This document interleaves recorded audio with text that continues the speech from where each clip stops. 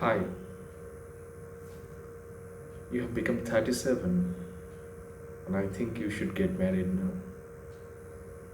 Old man asked me the other day, have I asked that old man that you are 87 now? When are you going up? When are you going to be dead?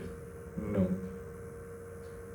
I don't ask because I do not want to be sounding violent.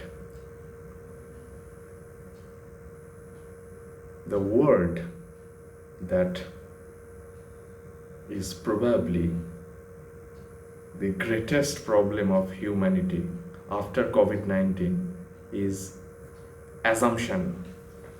Is assumption. And patriarchy loves assumption. Just today,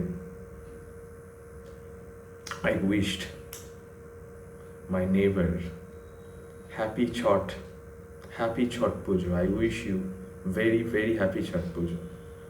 Are you a Bihari? Someone passing by the streets ended up asking me, no, I am not Bihari. Then why are you wishing Chhath? Okay, I am wishing Chhath because,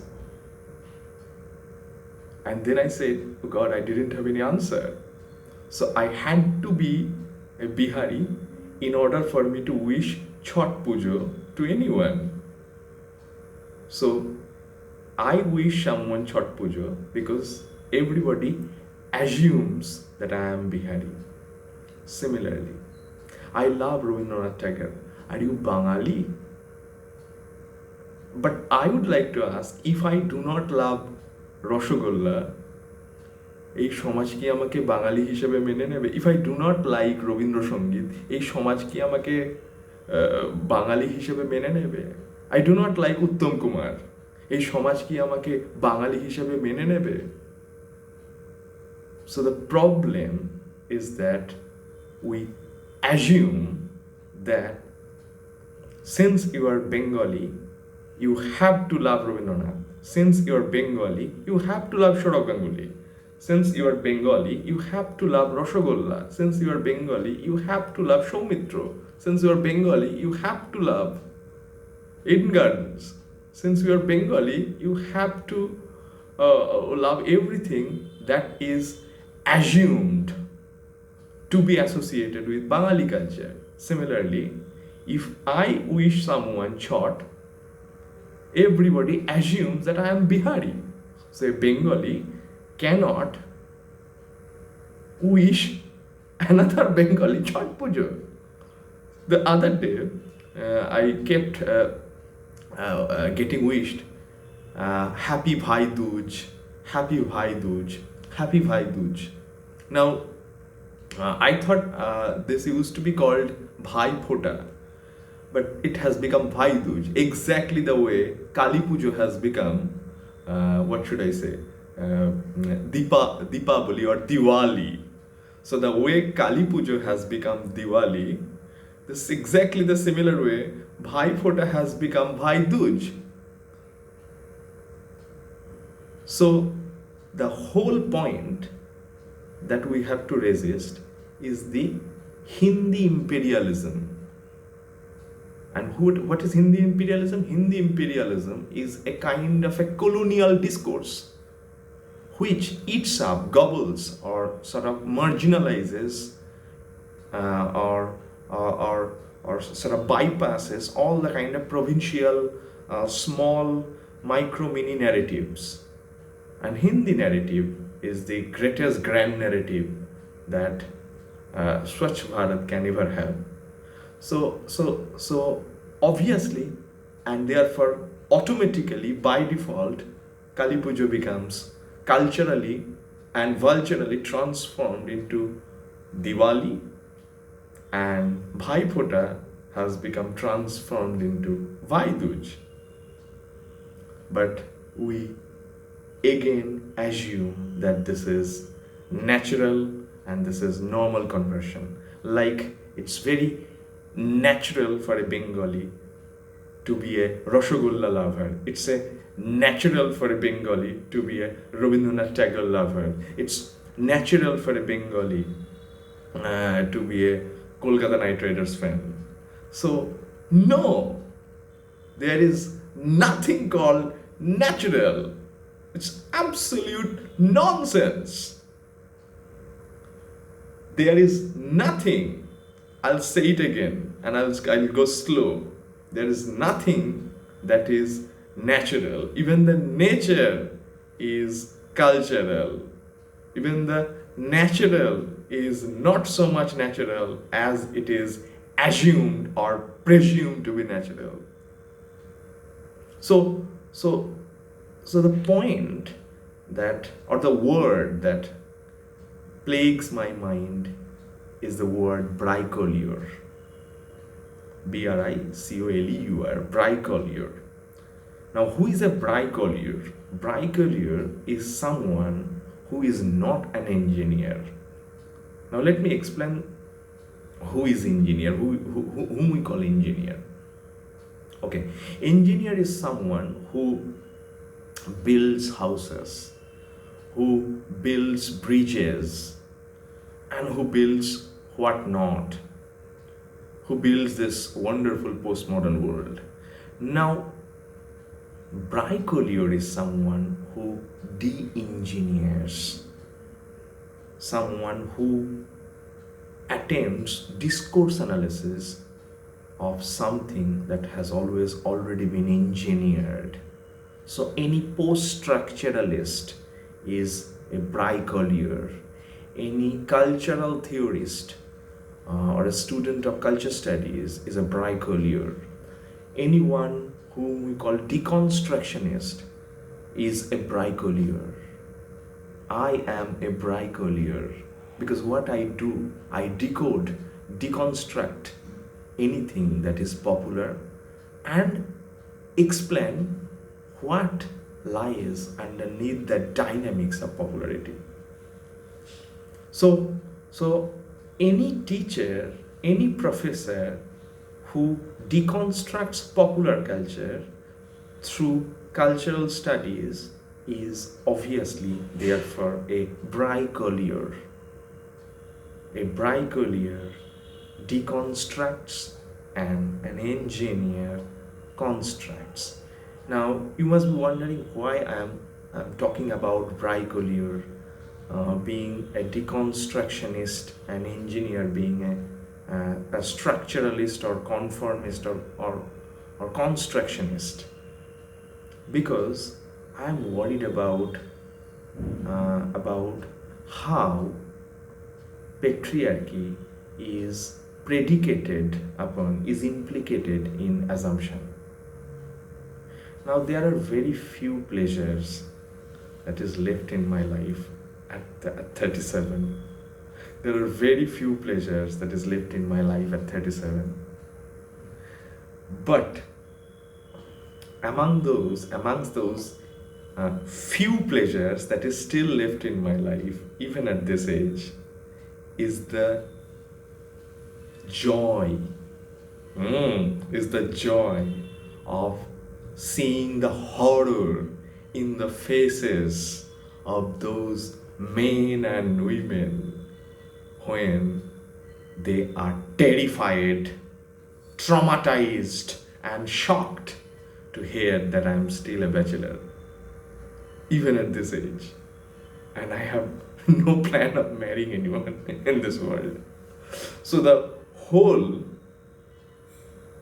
idea of a 37-year-old man who earns few amounts of money, who is established in his life, and who is a man, I don't know what that means, isn't interested in marriage. And on top of that, he is not interested in heterosexuality.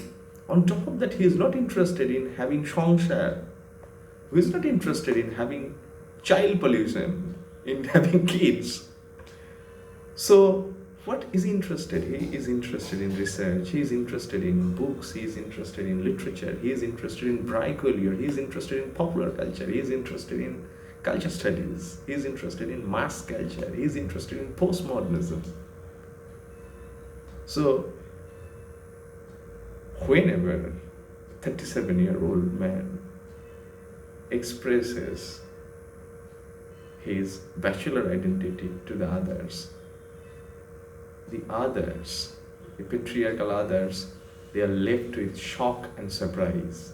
And nothing, I said that there are very few pleasures left in my life, but among those few pleasures, one of the greatest pleasures in my life, among those few pleasures, is the shock that is to be found in their faces when they hear that this guy is not interested in marriage. He is happily unmarried. He is not bibahato. He is not bibahato. I'm sorry, bibahito.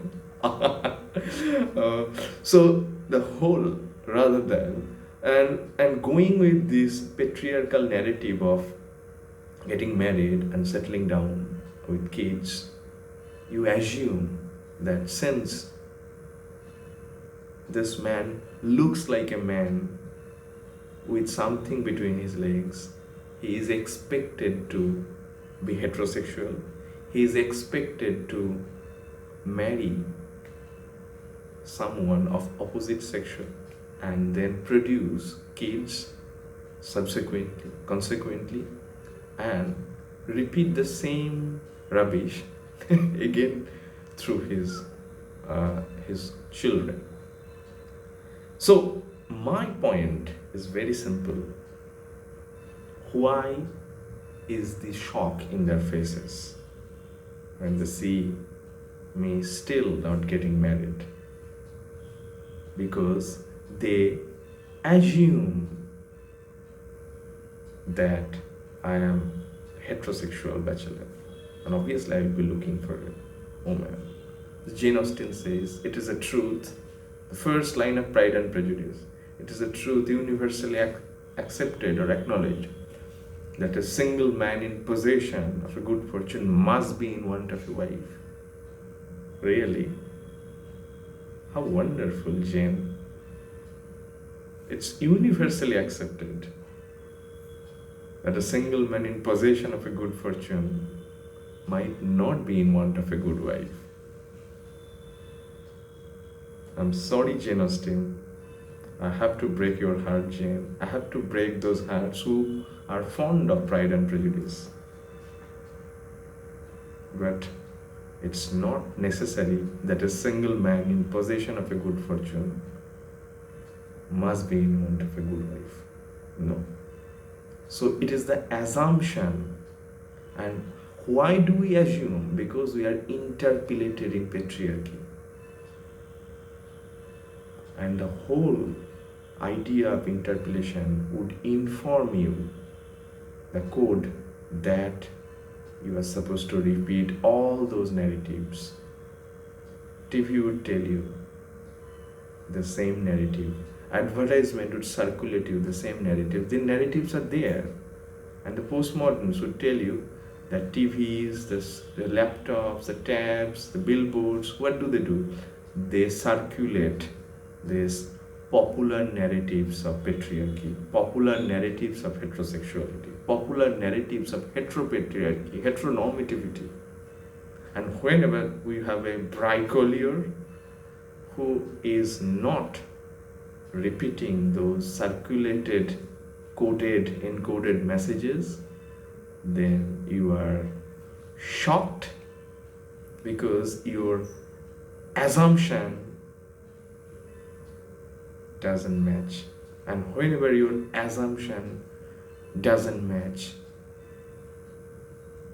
you brand him as maybe gay, as maybe mad, as maybe blah blah blah.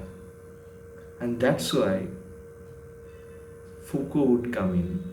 Why Foucault would come in? Because Foucault would talk about docile body and usable body. Because whenever a man becomes eligible for marriage, and assume to be heterosexual and marries and produce kids, then that man, what happens to that man? Then that man becomes, according to Foucault, usable body. And what is usable body? Usable body is that body which contributes to capitalism, which contributes to commercialization, which contributes to bourgeois market, which contributes to child pollution. And every time you contribute to marriage, capitalism and child pollution, you contribute to market and bourgeois commercialization. So you become a very important cog in the capitalist wheel of state ideology and state machinery. But Bricoleur identifies that this is exactly why state considers those heterosexual married men and women as useful or usable bodies, those bodies which are useful to the state, and they are normal bodies, they are recognizable bodies, they are culturally intelligible bodies, the bodies that contributes to state commercial bourgeois capitalistic market. But if you have a body who does not feed the state machinery of bourgeois capitalism, then that body is unusable body. Then that body is not the body of engineer, because he is not constructing, he is deconstructing, and therefore someone who deconstructs becomes a post-structuralist bricoleur. Anybody who is shocked because someone is not married at that age is a constructionist, and anyone who critiques is a bricoleur. And what does a bricoleur do? Bricoleur can wish a Bengali happy Chhath Puja, even being a Bengali himself. A bricoleur can wish happy Kali Puja, even everybody wishes each other happy Diwali. A bricoleur can wish happy Bhai Phota, even though everybody wishes each other happy Bhai Dooj. So on this very auspicious occasion of Chhath Puja, I remind you of your non-usability, even though you are a Bengali and you still cannot love, say, Rabindranath or Rasgulla. But remember, the popular culture would always convince you, if you do not love Tiger or Rasgulla or Kolkata Knight Riders, you are not a Bengali. But bricoleur is that Bengali who wishes another Bengali or Bihari happy Chhath Puja, even though he is not a Bengali, or rather a Bihari himself. So what bricoleur is doing? Bricoleur is creating something that Jacques Derrida has called free-floating signifier. What is a free-floating signifier? Free-floating signifier means that there is no relationship between word and the thing. So Chhath Puja and Bihar is being deconstructed. And what does constructionist engineers and these interpolated subjects do? They always tie like sex with gender, gender with desire. Similarly, they always tie Chhath with Bihar. They always tie Bhai Dooj with Maharashtra. They always tie Bhai Phota with Bengali. They always tie Kali Puja with Bengali. They always tie sort of say Rasgulla with Bengali. But anything can signify anything. Tell me, what is this? Is this a shoe? No, you would say this is a mobile. Why would you say this is a mobile? mobile. What is the connection between this word mobile and this thing? That's what Derrida is asking. This is hand, Hand. Why do we call this hand? What happened if I had called this leg? What happens if everybody calls this leg? So there is no relationship between any word and anything. The fact that certain things are called by certain names or certain words is arbitrary. And therefore words are floating free. There is no relationship between words and things. A mobile has got, the word mobile has got no relationship with this thing. Or MOYUSE, mouse, has got no relationship with this thing. Or spectacle has got no relationship with this thing. Similarly, RSM has got no relationship with this human being. So the thing is that similarly, Chhath Puja has got no relationship with Bihar or being a Bihari. You can be a Marwari and still be a part of Chhath. You can be a Muslim and still be a part of Christmas. You can be a Christian and be a part of Eid. You can be a Hindu and be a part of Chhath Puja. And you can be a 37-year-old guy and still remain happily unmarried. But this assumption that Biharis do Chhath Puja, Bengalis do Kali Puja, right? The Marwaris eat dhokla, the South Indians eat, say, idli or sambar. The North Indians spend too much money in marriage.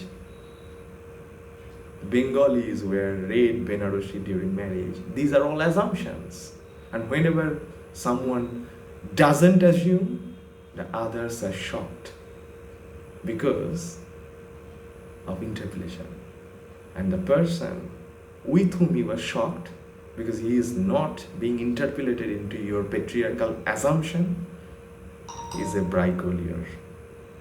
Thank you so much. I wish everyone Chhath Puja. I wish everyone very auspicious Chhath Puja. And I still can wish everybody Chhath Puja, and I am not a Bihari. Thank you.